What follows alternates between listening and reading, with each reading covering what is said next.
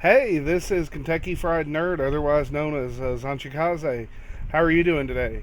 Today we're going to be talking about the phone dude.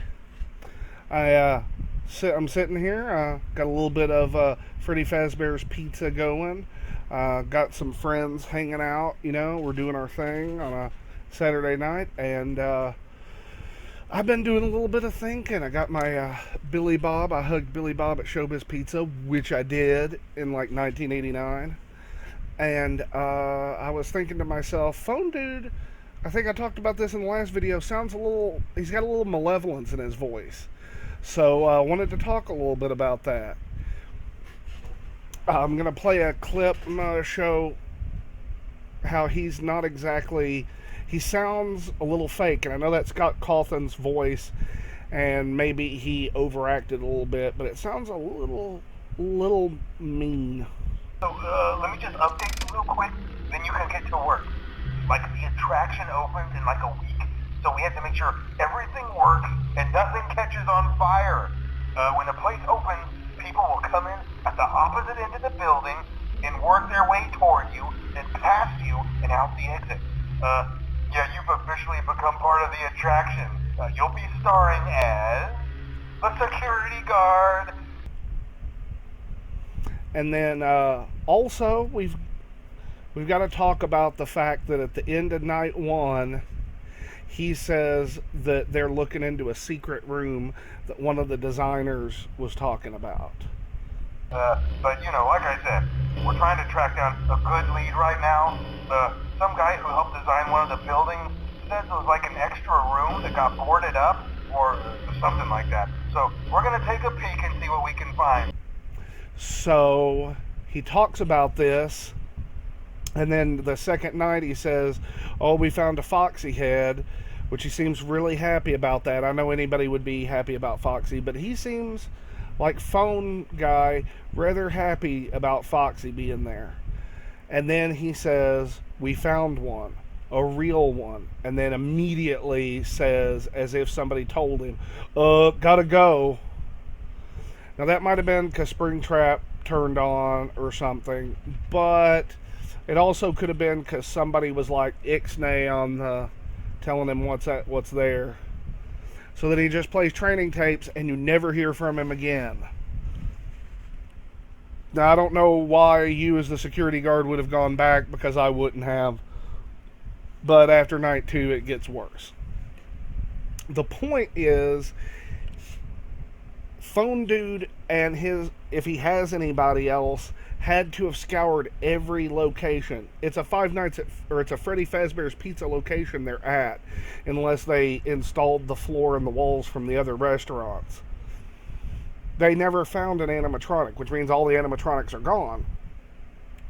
They would have looked in the safe room. They would have found Springtrap, unless it was sealed, which means it had to have been sealed before Five Nights at Freddy's 1. It had to have been sealed before the first game.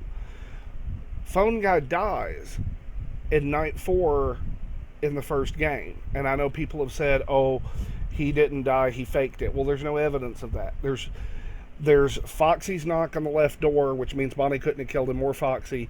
Freddy couldn't have killed him through the power out because the door would have been open, which means Freddy is in the kitchen, which means it either had to be Golden Freddy or Chica, and one of them killed him in the office unless he wasn't in the office. But there's no reason to think that, because they didn't have cordless phones in that building. So that means he had to have died in the office. Chica or Golden Freddy got him, and he's probably in one of the suits.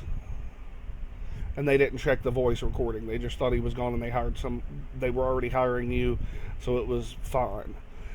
So that means that in between Five Nights at Freddy's 2 and Five Nights at Freddy's 1, maybe before Five Nights at Freddy's 2, I'm not sure, you do see what looks like the purple guy in Five Nights at Freddy's 2 in the mini game that appears to be he's still alive at that time, which means it's probably in between the second and the first game.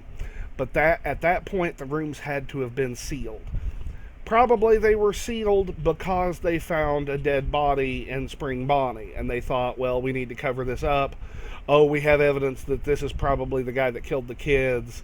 Let's just bury him. And they put him in the safe. They blockaded the safe room. Now there's nothing to worry about. Nobody will ever know, except when Phone Dude finds him. However, Phone Dude finds him, and Phone Dude doesn't die. You can see in the trailer in Five Nights at Freddy's 3 that Springtrap does not look happy. Springtrap's doing all kinds of crazy crap. I've heard people tell me Springtrap wouldn't have killed the first person that went into the safe room because he didn't have the energy. But the first night you see him, he can kill you. Which means he could have killed you, I believe. Which means the first person that went into that safe room would have died. Phone Dude should have been murdered, unless Springtrap knew Phone Dude. Let that sink in. Unless Phone Dude knew Springtrap, which means two big fans of Freddy Fazbear's Pizza and Fredbear's Family Diner coming together. They already knew each other. Phone Dude is Pink Guy. That's what I think. Now, this is just a theory, and it might be incorrect. Phone Dude may be someone else, but I think Phone Dude is important to the story. I don't think he's a throwaway character. And personally, I think Phone Dude is Pink Guy. Pink Guy and Purple Guy were working together. Purple Guy was the inside man. Pink Guy was the outside guy. And when Springtrap saw the safe room open and Phone Dude came in, Phone Dude was like, oh man, I finally found you after all these years. And then Springtrap looked up at him and then said in that weird garbled voice, said something that Phone Dude understood, and Phone Dude took the wounded purple guy, the dead purple guy in a suit, the haunted animatronic, knowing that Purple Guy had said something about these animatronics being haunted, and took him to the Fazbear's Fright so that they could do what they love, murder people again, especially children. So that's the end of my video. I hope you like it. If you like it, make sure to hit that subscribe button. Watch some more videos. I've got some funny ones. And I'll be back pretty soon with some more ideas on what I think happened in the Five Nights at Freddy's franchise. And until then, I'm going to get me a delicious bite of some Chica's Chicken Bacon Ranch Pizza. Looks pretty good.